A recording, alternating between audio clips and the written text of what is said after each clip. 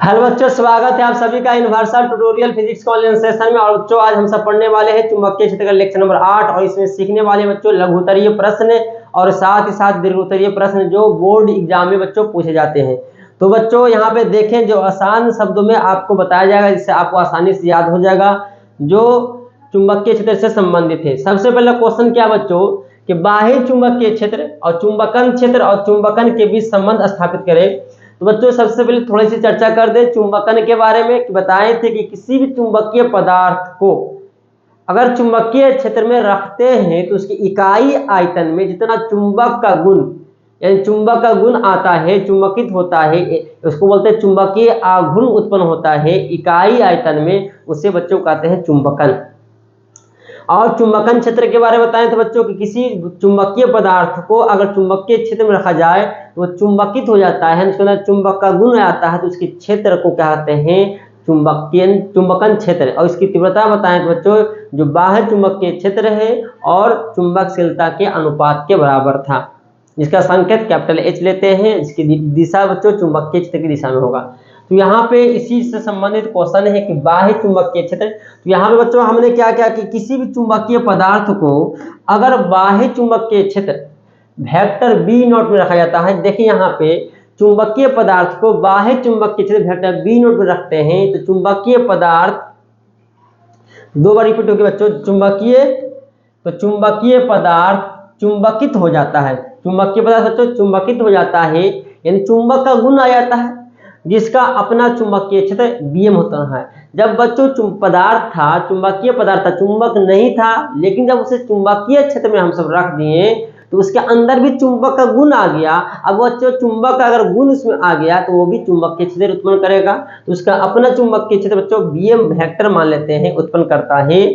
तो परिणामी चुंबकीय क्षेत्र क्या होगा बच्चों, पहले से था B0, अब उस B0 में कोई पदार्थ रखे थे, चुंबकीय पदार्थ यानी लोहा को मान लो रखते हैं, तो उसके अंदर भी चुंबक का गुण उत्पन्न हुआ जिसके कारण वो भी चुंबकीय क्षेत्र उत्पन्न किया।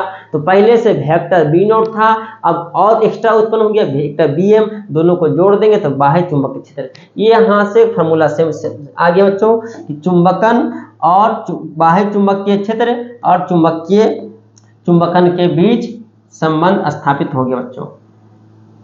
तो इसको चाहेंगे तो बच्चों अब आगे क्या कर सकते हैं, लिखेंगे। ये तो आ गया, इसके बाद देखें क्या है, इसको आप पहले इसको क्या करें, उतार लें बच्चों, वीडियो को रोक कर लिख लें। अब इसको थोड़ा सा ऊपर कर रहे हैं या छोटा भी कर सकते हैं कि दिक्कत ना हो आपको। यहाँ पे क्या कर रहे हैं बच्चों, वेक्टर B जो है इसको रह देते इसी तरह से, और यहाँ पे B0 का मान बच्चों क्या होगा μ0 × H वेक्टर। हम बताए थे जस्ट कि चुंबकन क्षेत्र का संकेत वेक्टर H लेते हैं और इसका वैल्यू क्या होता है बच्चों, जो बाह्य चुंबकीय क्षेत्र है B0 बटा चुंबकशीलता। लेकिन यहाँ पे बच्चों Bm क्या था, उस पदार्थ का अपना चुंबकीय क्षेत्र था, इसलिए बच्चों यहाँ पे क्या होगा μ0 × M, यानी उसके अंदर चुंबक का जो गुण आया था उस चुंबक के गुण के कारण अपना जो चुंबकीय क्षेत्र है उसको वेक्टर Bm लिखे थे। तो वेक्टर Bm का यानी M का मान यहाँ पे क्या होगा बच्चों, अपना चुंबकीय क्षेत्र बटा चुंबकशीलता। ये तो पहले से तो पढ़े थे कि चुंबकीय आघूर्ण उत्पन्न हुआ इकाई आयतन में, ये भी सही है बच्चों। यहाँ पे चुंबकन क्षेत्र क्या था, चुंबकन क्षेत्र निर्भर किया बाह्य चुंबकीय क्षेत्र पर, लेकिन बच्चों चुंबकन निर्भर किया वो पदार्थ जो जिसके अंदर चुंबक का गुण आया उसके कारण कितना चुंबकीय क्षेत्र उत्पन्न होता है वो उस पर निर्भर किया, इसलिए μ0 × M लिखे बच्चों। तो यहाँ से आप इसको फार्मूला कह सकते हैं कि ये फार्मूला संबंध आ गया, बाह्य चुंबकीय क्षेत्र परिणामी चुंबकन क्षेत्र और चुंबकन के बीच संबंध। तो ये बच्चों आपको समझाने के लिए लिख दी, उम्मीद है कि आपको समझ आया होगा। नेक्स्ट क्या है बच्चों, चुंबकीय प्रवृत्ति।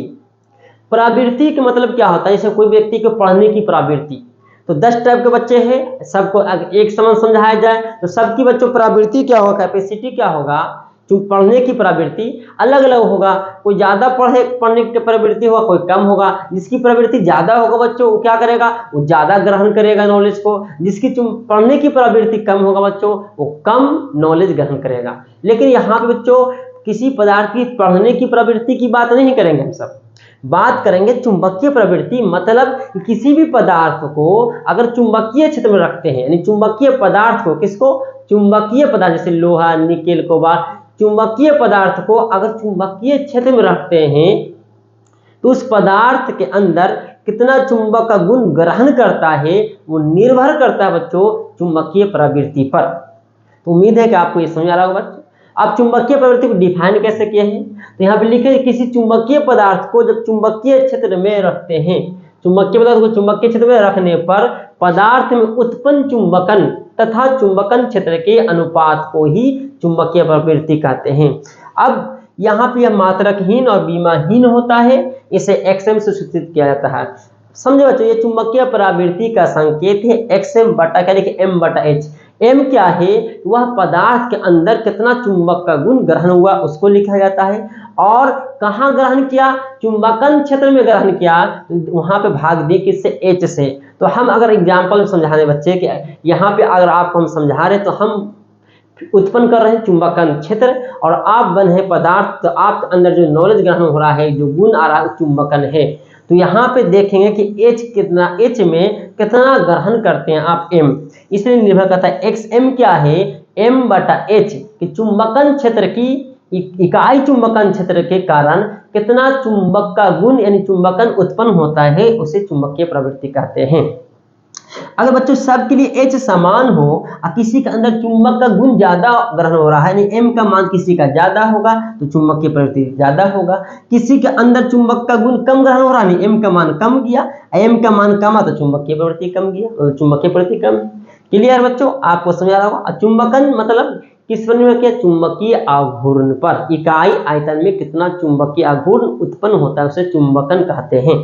उम्मीद है बच्चों आपको समझ आ रहा होगा, यहाँ पे उतार सकते हैं यहाँ तक। अगला क्या है बच्चों, चुंबकीय प्रवृत्ति और अपेक्षित चुंबकशीलता के बीच संबंध लाना है। तो किसी चुंबकीय पदार्थ को बाह्य चुंबकीय क्षेत्र वेक्टर B0 में रखा जाता है। तो चुंबकीय पदार्थ, फिर बच्चों यहाँ पर 2 मिनट लिखा गया है, चुंबकीय पदार्थ चुंबकित हो जाता है जिसका अपना चुंबकीय क्षेत्र, फिर बोलते हैं अंदर चुंबक का गुण आया है तो उसका अपना चुंबकीय क्षेत्र वेक्टर Bm उत्पन्न करता है। तो परिणामी चुंबकीय क्षेत्र जस्ट अभी लिखे थे वेक्टर B बराबर, पहले से वेक्टर B0 था, अब किसी उस पदार्थ के अंदर चुंबक का गुण आया है यानी वो भी चुंबकीय क्षेत्र उत्पन्न किया है, Bm वेक्टर, दोनों को जोड़ देंगे तो परिणामी चुंबकीय क्षेत्र होगा। जल्दी से इतना लिख लें। अब इसके आगे बच्चों संबंध लाने के लिए हमने क्या करें, इसको थोड़ा छोटा कर देते हैं। अब लिख चुके होंगे, देख लीजिए, वीडियो को रोक उतार सकते हैं। अब यहाँ पे क्या कर रहे हैं हम सब बच्चों, ध्यान देने की बात है। वेक्टर बी मतलब क्या है, म्यू इंटू एच, क्या हमेशा म्यू माध्यम के लिए आ गया, म्यू एम, पहले कुछ नहीं था, निर्वात था, तो पहले से चुंबकीय कितना था, B0, mu naught into H vector, या एच कह सकते हैं परिणामी अगर लिया जाए, या इसको ऐसे लो। अब बच्चा को दिक्कत ये हो रहा होगा, सोच रहा होगा सर बी बराबर म्यू एच और B0 का म्यू एच। हाँ, चुंबकन क्षेत्र मतलब बाह्य चुंबकीय क्षेत्र के कारण जो पदार्थ चुंबकित उसमें हो रहा है उस क्षेत्र का नाम है चुंबकीय क्षेत्र। तो पहले से बच्चों जब पदार्थ नहीं था तो वह चुंबकीय क्षेत्र कितना था, B0 था, इसलिए उसका B0 का मान क्या होगा, म्यू नॉट इंटू एच। क्योंकि देखिए आराम से इसको समझिए बच्चों, आप अगर आराम से समझेंगे तो उम्मीद है कि समझ आ जाएगा, B0 बटा म्यू नॉट निर्वात के लिए बच्चों। लेकिन अब पदार्थ आ गया और उस पदार्थ आने पर उसके अंदर भी चुंबक का गुण उत्पन्न हुआ जिसके कारण वह भी चुंबकीय क्षेत्र उत्पन्न करने लगा। तो अब वह माध्यम निर्वात नहीं रहा कि कोई माध्यम हो गया, इसलिए उसका अब चुंबकन क्षेत्र क्या होगा, म्यू एम इंटू एच होगा। क्योंकि बउआ ये बी क्या है, बाह्य चुंबकीय क्षेत्र है, और B0 भी बाह्य चुंबकीय क्षेत्र है। दोनों में यही डिफरेंस है, ये पदार्थ रखने से पहले था बाह्य चुंबकीय क्षेत्र, अब जैसे ही पदार्थ रख दिया गया तो वो भी चुंबकीय क्षेत्र उत्पन्न किया, तो अब बाह्य चुंबकीय क्षेत्र B0 नहीं रहा, B हो गया। इसलिए इसका भी फॉर्मूला क्या होगा, म्यू नॉट नहीं लिखे, mu M into H vector लिखे बच्चों। और यहाँ पे क्या होगा, ये पदार्थ का अपना चुंबकीय क्षेत्र होगा, तो अपना चुंबकीय क्षेत्र निर्भर करेगा उसके अंदर कितना चुंबक का गुण ग्रहण हुआ है, अर्थात चुंबकन पर निर्भर होगा, म्यू नॉट इंटू एम। अब ये कि सर पदार्थ तो पहले कोई और तो दूसरा है नहीं, खुद है, तो खुद क्या माध्यम को कहेंगे? नहीं, पदार्थ और कोई दूसरा पदार्थ तो है नहीं, खुद का है, तो खुद का चुंबकन क्षेत्र जब लिखेंगे तो mu naught into M vector लिखेंगे। अब यहाँ बच्चों अगर हम वेक्टर हटा दें और परिमाण की बात किया जाए तो देखें क्या होगा। इसको उधर भेज दिया जाए बच्चों, तो म्यू ए या करके लिख रहे हैं, mu M into H plus mu naught into H बराबर म्यू नॉट इंटू एम।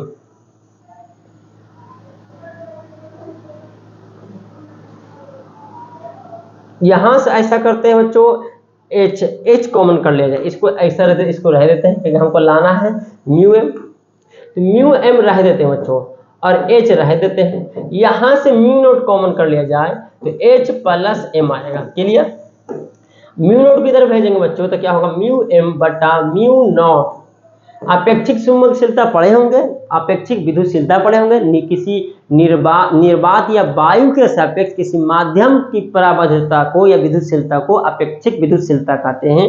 उसी तरह से बच्चों यहाँ पे अपेक्षिक चुंबकशीलता जो होगा किसी ने निर्वात या वायु के सापेक्ष किसी माध्यम की चुंबकशीलता को अपेक्षिक चुंबकशीलता कहते हैं। म्यू एम बटा म्यू नॉट होगा और एच को बटा इधर भेज देते हैं, एच को इधर बटा में भेज देते हैं बच्चों। यहाँ पे हो जाएगा म्यू आर अपेक्षिक चुंबकशीलता, एच एच भाग देंगे तो एक आएगा बच्चों, नहीं तो अगर डर लग रहा है तो डर भगाने के लिए एच बटा एच लिख देते हैं और यहाँ पे एम बटा एच लिख देते हैं। तो यहाँ से बच्चों म्यू आर का वैल्यू कितना आ गया, 1 प्लस एम बटा एच। ये सॉरी m बटा एच का फॉर्मूला क्या होता है बच्चों, याद होगा आप सबको, m बटा एच का फॉर्मूला जस्ट बताए थे, चुंबकीय प्रवृत्ति xm। आपको लिख देते हैं फिर से, xm का फॉर्मूला क्या लाए बच्चों, m बटा एच। तो थोड़ा सा आप ध्यान दीजिएगा वीडियो में, उम्मीद है कि आपको 100% समझ आएगा। तो बच्चों ये याद रखिएगा, म्यू आर का फॉर्मूला आ गया 1 प्लस xm। उतार ले, ये समझाने के लिए था बच्चों। उम्मीद है कि आप वीडियो को दोबारा रिपीट करके देखेंगे तो और अच्छे ढंग से समझ आएगा, अगर दिक्कत है तो। अब क्या बच्चों, क्वेश्चन क्या कहता है, फैराडे ने चुंबकीय व्यवहार के आधार पर पदार्थों को कितने वर्गों में विभाजित किया। तो सन 1846 ईस्वी में फैराडे ने क्या किया बच्चों, अनेक प्रयोग के आधार पर यह बताया था कि संसार में जितने भी पदार्थ हैं उसके अंदर कुछ ना कुछ चुंबक का गुण उपस्थित है या विद्यमान है। उसने अनेक पदार्थों को चुंबकीय क्षेत्र में रखकर, कहाँ रखकर, उसने अनेक पदार्थों को चुंबकीय क्षेत्र में रखकर यह सिद्ध किया कि चुंबकीय व्यवहार के आधार पर कि पदार्थ 3 प्रकार के होते हैं। चुंबकीय में रखकर चुंबकीय व्यवहार के आधार पर, किस पर आधार पर, खाने के आधार पर नहीं, चुंबकीय व्यवहार के आधार पर देखा कि पदार्थ 3 प्रकार के हैं। वैज्ञानिक फैराडे ने बच्चों क्या किया, बहुत सारे पदार्थों को चुंबकीय क्षेत्र में रख करके देखा, किसके आधार पर, पढ़ने के एतबार से नहीं, खाने के एतबार से नहीं, दौड़ने के एतबार से नहीं, चुंबकीय व्यवहार के आधार पर कि कोई पदार्थ कितना चुंबकित होता है, कितना चुंबक का गुण आ रहा है, कितना किसी चुंबकीय पदार्थ को आकर्षित कर रहा है या प्रतिकर्षित कर रहा है। चुंबकीय व्यवहार के आधार पर उसने बताया कि पदार्थ 3 प्रकार के हैं, यानी चुंबकीय आधार पर अध्ययन क्या कि पदार्थ 3 प्रकार के होते हैं। देखिए बच्चों यहाँ पे मीटर गया है, 3 प्रकार के होते हैं। क्लियर? इसको इतना लिख ले।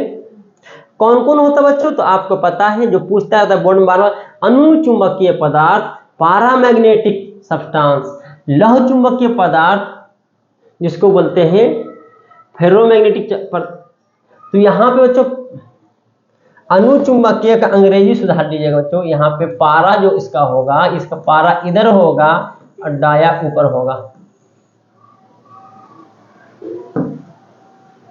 पारा प्रति, पास से प्रति होता है बच्चों। अनुचुंबक के अंदर डायमैग्नेटिक सब्सटेंस, लौह चुंबक के अंदर फेरोमैग्नेटिक सब्सटेंस और प्रति चुंबक के पदार्थ बच्चों पैरामैग्नेटिक सब्सटेंस। इसको जल्दी लिख लें।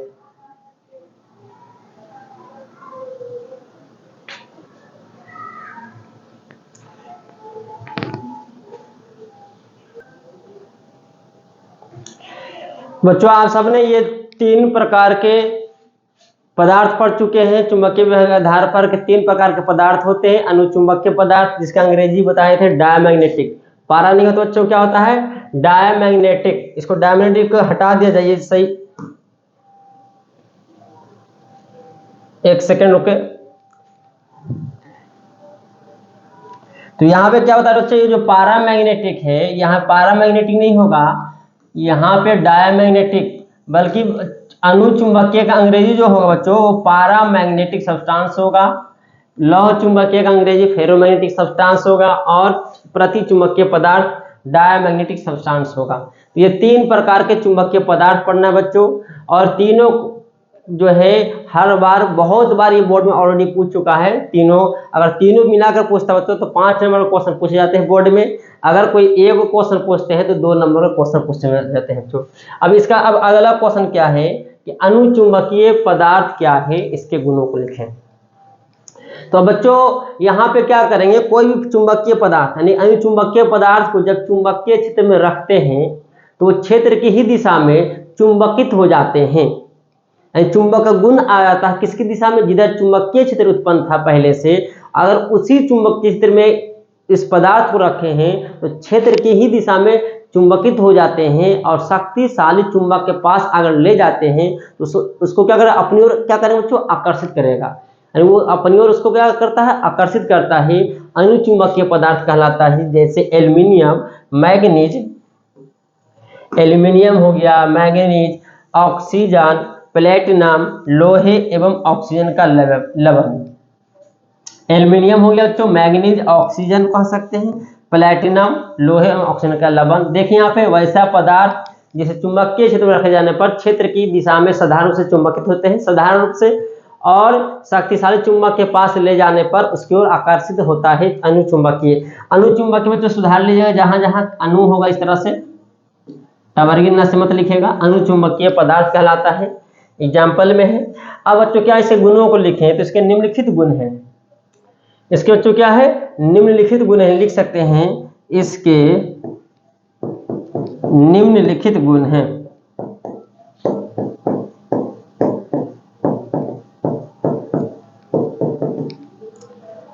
अब पहला क्या होगा बच्चों, यहाँ पे ध्यान दीजिए, जब अनुचुंबकीय क्षण को किसी 2 चुंबकीय ध्रुवों के बीच स्वतंत्रता पूर्वक लटकाते हैं, जैसे मान लो एक इधर ध्रुव, चुंबक का ध्रुव नॉर्थ, इधर साउथ, इसके बीच में हम इस अनुचुंबकीय पदार्थ इसको मान लीजिए, अगर इसको स्वतंत्रता पूर्वक रस्सी से बांध कर लटकाएंगे तो क्या होगा बच्चों, ये क्षेत्र की दिशा में, ये क्या होगा, क्षेत्र की दिशा में हो जाता है। यानी इसका ध्रुव जो होगा, यानी जो इसका अक्ष घूमकर क्षेत्र की दिशा में हो जाएगा, चुंबकीय क्षेत्र की दिशा में। जैसे मान लो यहाँ बता चुके हैं, इधर चुंबक, इधर भी चुंबक, एक नॉर्थ और साउथ, अगर ऐसे भी रखेंगे तो ये घूम के बच्चों क्या होगा, इस तरह हो जाएगा, क्षेत्र के, चुंबकीय क्षेत्र की ही दिशा में हो जाएगा।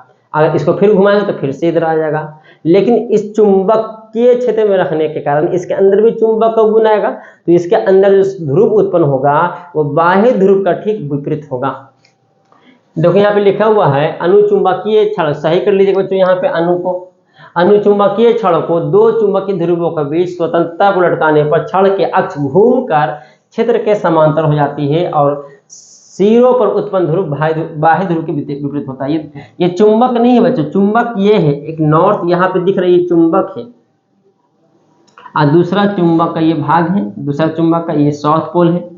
अब इसके बीच में पदार्थ रखें, कौन पदार्थ, अनुचुंबकीय पदार्थ, तो अगर किसी दिशा में रखेगा तो ऐसे नहीं रहेगा, इसका अक्ष जो होगा वो घूम कर, चुंबकीय क्षेत्र इधर है, नॉर्थ से बाहर साउथ के होता है बच्चों, तो चुंबकीय क्षेत्र की दिशा में हो जाएगा। लेकिन इस पदार्थ के सिरों पर जो उत्पन्न ध्रुव होगा वो बाह्य ध्रुव के विपरीत होगा। यहाँ पे बच्चों नॉर्थ तो यहाँ पे साउथ होगा, और यहाँ पे साउथ यहाँ पे नॉर्थ उत्पन्न होगा।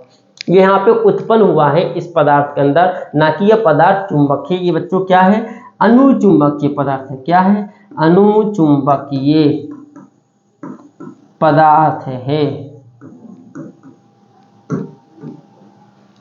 उतार ले, इसको भी लिख लिए होंगे बच्चों, उम्मीद है। नेक्स्ट क्या है कि जब अनुचुंबकीय पदार्थ को एक समान चुंबकीय क्षेत्र रखते हैं, मान लीजिए यहाँ पे पूरा एक समान अनुचुंबकीय पदार्थ, यानी एक समान चुंबकीय क्षेत्र, यानी हर जगह चुंबकीय क्षेत्र रेखा क्या होगा बच्चों, एक समान। अब इस एक समान चुंबकीय क्षेत्र में अगर हम किसी अनुचुंबकीय पदार्थ को रखते हैं तो इसके अंदर से गुजरने वाले चुंबकीय बल रेखाओं की संख्या या चुंबकीय क्षेत्र रेखाओं की संख्या जो होगा वो निर्वात की अपेक्षा अधिक होगा। थोड़ा समझना यहाँ पे है। जैसे मान लीजिए बहुत सा किरण जा रहा है इधर, अब यहाँ पे इसके बीच में इस और एक समान चुंबक क्षेत्र रख दिए यहाँ पे, तो जितना एरिया में ये लिया है अनुचुंबकीय पदार्थ उतना अगर एरिया को हटाएंगे तो मान लेते हैं 5 बल रेखा पास कर रहा है। लेकिन जैसे इस पदार्थ को रखते हैं तो उतने ही एरिया में अब बच्चों 5 बल रेखा नहीं, वो 5 से अधिक पास करेगा। क्या करेगा, उस बल रेखा को अपनी ओर खींचेगा। जैसे देखिए ध्यान से, अगर इसको हटा देंगे तो हो सकता है कि यहाँ जो 3 जा रहा है 2 जाने लगे, लेकिन यहाँ पे क्या हुआ बच्चों, खींचा है, मतलब एक समान चुंबकीय क्षेत्र में जब इस अनुचुंबकीय पदार्थ को रखेंगे तो इतने ही एरिया में निर्वात की तुलना में इस पदार्थ से गुजरने वाले चुंबकीय बल रेखाओं की संख्या अधिक होगा। तो अनुचुंबकीय पदार्थ को एक समान चुंबकीय क्षेत्र में रखने पर पदार्थ के अंदर से गुजरने वाले चुंबकीय क्षेत्र रेखाओं की संख्या निर्वात की अपेक्षा अधिक होगी। मतलब इसको अगर हटाते हैं तो इतने ही जगह में जो जितना पहले कितना गुजर रहा है बच्चों, इस पदार्थ के अंदर 3 गुजर रहा है, तो इतने ही एरिया में 2 गुजरेगा चुंबकीय बल रेखा या चुंबकीय क्षेत्र रेखा या 1 गुजरेगा। क्लियर। अगला क्या है, तीसरा पॉइंट, कि जब अनुचुंबकीय पदार्थ को असमान चुंबकीय क्षेत्र में रखते हैं, असमान, तो क्या होगा, वह पदार्थ जो होगा कम तीव्रता वाले क्षेत्र से अधिक तीव्रता वाले क्षेत्र की ओर चले जाते हैं।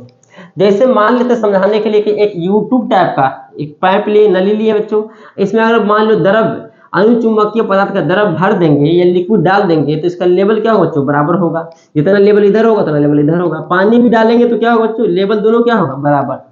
लेकिन हमने क्या किया, एक सिरा पर चुंबक लगा दिया, तो ऐसे एक सिरा पर चुंबक रख दिए हैं तो यहाँ पर चुंबकीय क्षेत्र का मान बढ़ गया और इसके दूर चुंबकीय क्षेत्र का मान क्या होगा बच्चों, कम होगा, कहीं दूर है।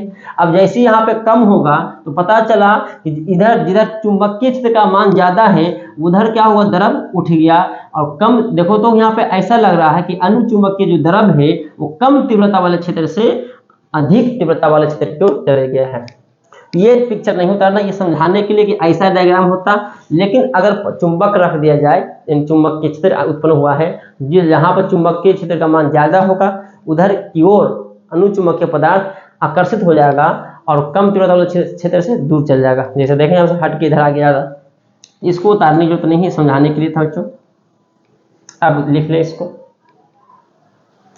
नेक्स्ट क्या है पॉइंट बच्चों, कि अनुचुंबकीय पदार्थ ताप पर निर्भर करता है। किस पर निर्भर करता है, ताप पर। और यह जो इसकी चुंबकीय प्रवृत्ति जो होता है, अभी जस्ट बताए थे चुंबकीय प्रवृत्ति, किसी भी चुंबकीय पदार्थ को चुंबकीय क्षेत्र में रखते हैं तो कितना चुंबक का गुण ग्रहण करता है, उसकी कैपेसिटी को क्या बोलते हैं, चुंबकीय प्रवृत्ति कहते हैं।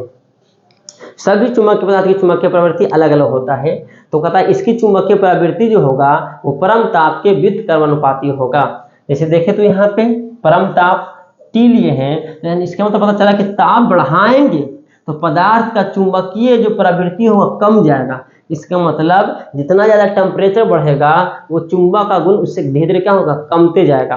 और ताप अगर कम लेंगे तो चुंबकीय प्रवृत्ति ज्यादा होगा, इसका मतलब ताप कम होगा तो उसका जो चुंबक का गुण होगा वो ज्यादा होगा। और ताप बढ़ने पर चुंबक का गुण घटते जाएगा। बहुत ताप बढ़ा देंगे तो चुंबक का गुण खत्म हो जाएगा, इसकी चुंबकीय प्रवृत्ति शून्य हो जाएगा।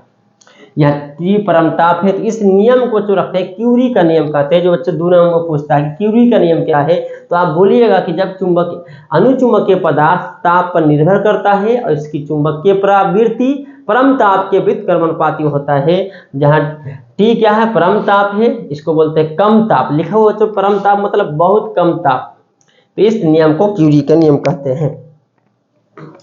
अगला है इसकी अपेक्षित चुंबकशीलता 1 से कुछ अधिक होता है, अर्थात देख सकते हैं यहाँ बच्चों 1 से म्यू आर का फॉर्मूला जस्ट बताए थे हम, म्यू आर बराबर 1 + xm सीध लिखे थे इसी वीडियो में बच्चों। देखें तो 1 + xm जो होगा यानी इसका वैल्यू जो होगा किसका, इसकी मतलब अनुचुंबकीय पदार्थ की जो चुंबक अपेक्षित चुंबकशीलता होगा वो 1 से कुछ अधिक होगा, क्योंकि एक तो है कुछ ना कुछ तो चुंबक का गुण ग्रहण करता ही अनुचुंबकीय पदार्थ, भले ही बहुत कम करता है लेकिन अनुचुंबकीय पदार्थ चुंबकीय क्षेत्र में रखते हैं तो कुछ ना कुछ तो ग्रहण कर ही रहा है, इसलिए x से m का मान तो कुछ होगा, तो कारण कुछ इसमें जोड़ दिया जाए तो x से कुछ अधिक हो जाएगा, इसलिए कि मतलब म्यू आर 1 से बड़ा होगा। तो ये था आपका लेक्चर में अनुचुंबकीय पदार्थ क्या है, इसके गुणों को। उम्मीद है कि आपको 5 पॉइंट समझाएं। अगर 5 नंबर के पूछता है तो तीनों पूछेगा, अगर एक क्वेश्चन पूछता है बच्चों तो लगभग 2 नंबर का पूछेगा। तो आप इसके गुण में 5 गुण दर्शाने की जरूरत नहीं है, कोई 2 या 3 गुण दर्शा दीजिएगा तो आपको 2 नंबर एग्जाम में मिल जाएगा। तो उम्मीद है बच्चों कि आज का लेक्चर बहुत अच्छे ढंग से आपको समझ आया होगा। अगर फिर भी कोई दिक्कत है तो बार-बार बोलते बच्चों कमेंट में जरूर बताएं। तो फिर मिलते हैं बच्चों हम सब नेक्स्ट वीडियो में, तब तक के लिए धन्यवाद।